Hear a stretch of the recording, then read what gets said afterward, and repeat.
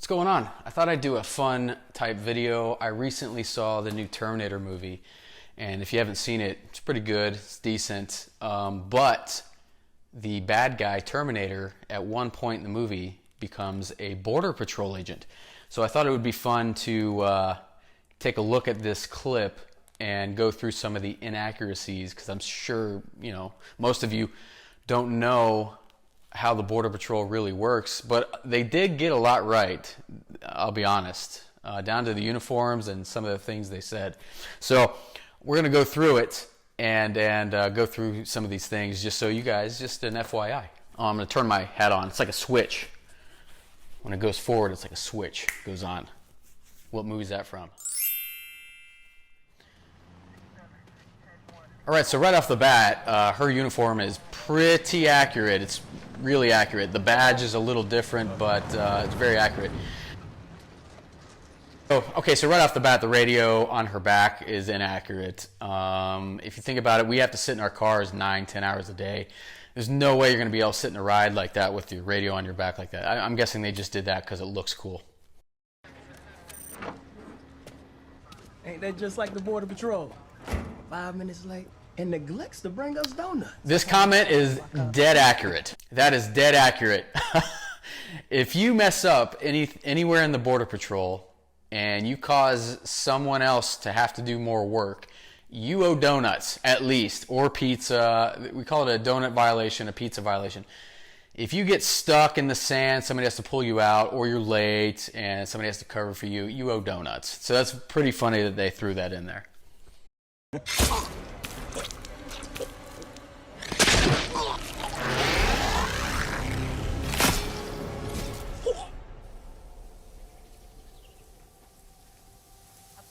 Saber sobre la cosa que nos está persiguiendo.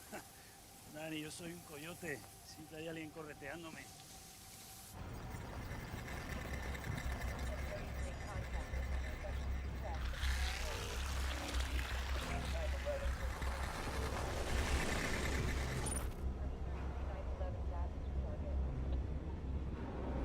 So the way the FLIR looks right there, most people, layman's terms, know it as infrared.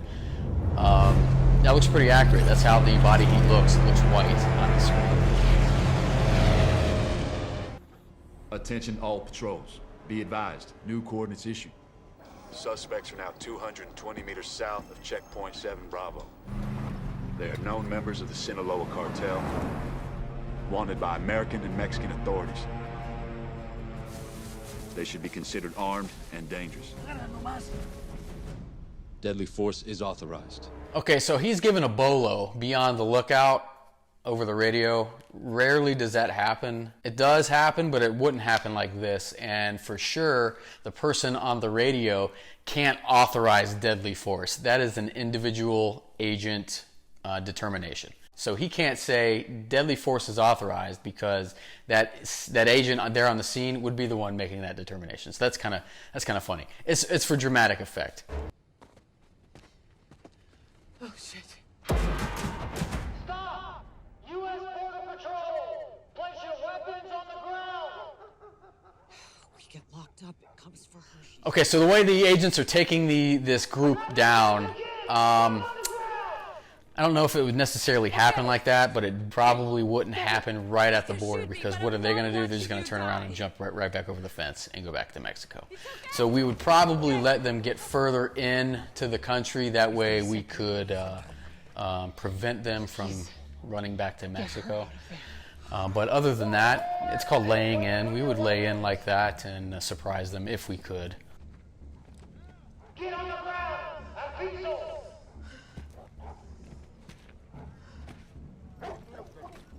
Piso! Piso!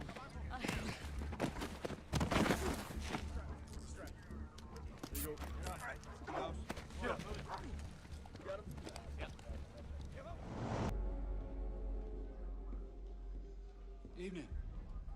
Supposed to pick up detainee Danny Ramos. Please lock your weapon.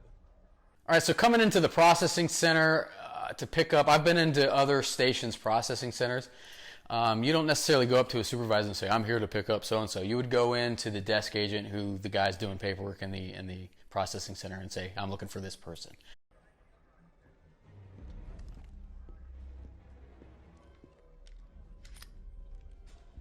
far as the weapon lockup, we do lock up our weapons, but no one's there telling you, hey, lock up that weapon before you come in. That's not happening.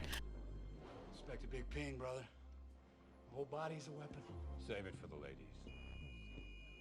And this comment right here, this is a 100% accurate douche comment that an agent would make to another agent. Very egotistical, very accurate douche comment. I've heard hundreds like it before.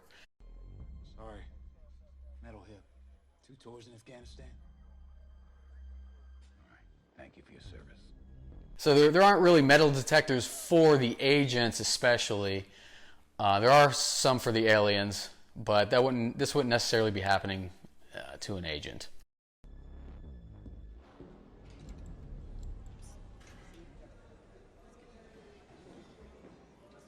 Connor. Sarah Connor. I'm Officer Rigby. It's an honor.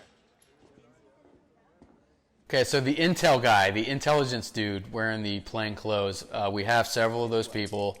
They're not dressed as nice as this guy, that's for sure. They have beards, they wear normal clothes, comfortable clothes, and they're not having 2 agents escort the guy with them. He would just come in alone or with another intel guy and pull the person out. These agents have other things to do. They're not wanting to help an intel guy out necessarily to escort a detainee. They'd probably be like, do it yourself.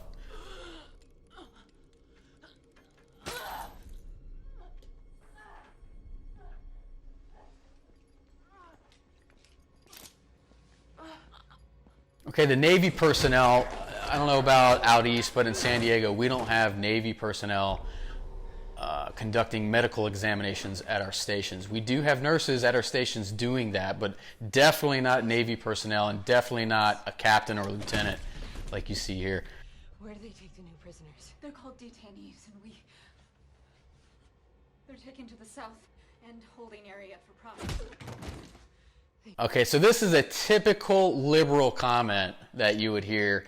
They're called detainees. That's funny that they put that in there. That's it. I just had to point that out. That's pretty comical.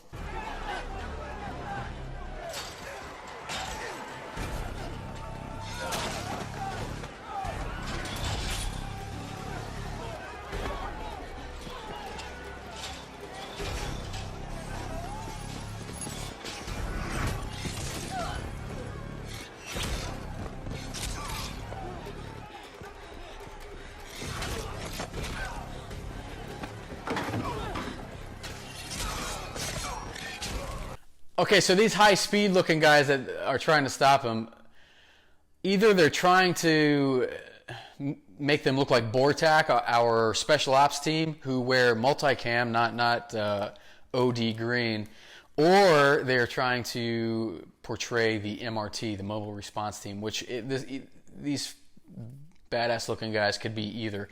But those units typically have their own station or the operating base, if you want to call it that, and they wouldn't be on site at the detention center unless something was going on. So maybe, I'm sure within the movie they could make it seem like something was going on, so they had those units there just in case. But they wouldn't be all geared up like that. They'd be out working out or on some other op, unless a riot was happening. But I get it, it's a movie, so they're going to put them there.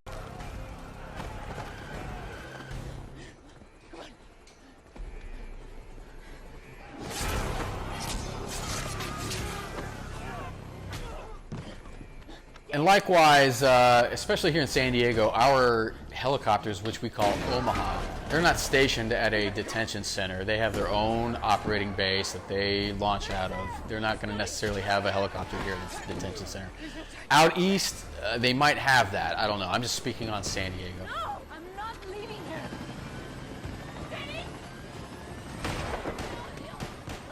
There you have it, very short and sweet. I thought it was really cool that they threw that in the movie, making the bad guy Terminator a Border Patrol agent, and most people would think, wow, this is pretty accurate, and it was very accurate. I just wanted to point out the little inconsistencies just for the people that wouldn't know otherwise.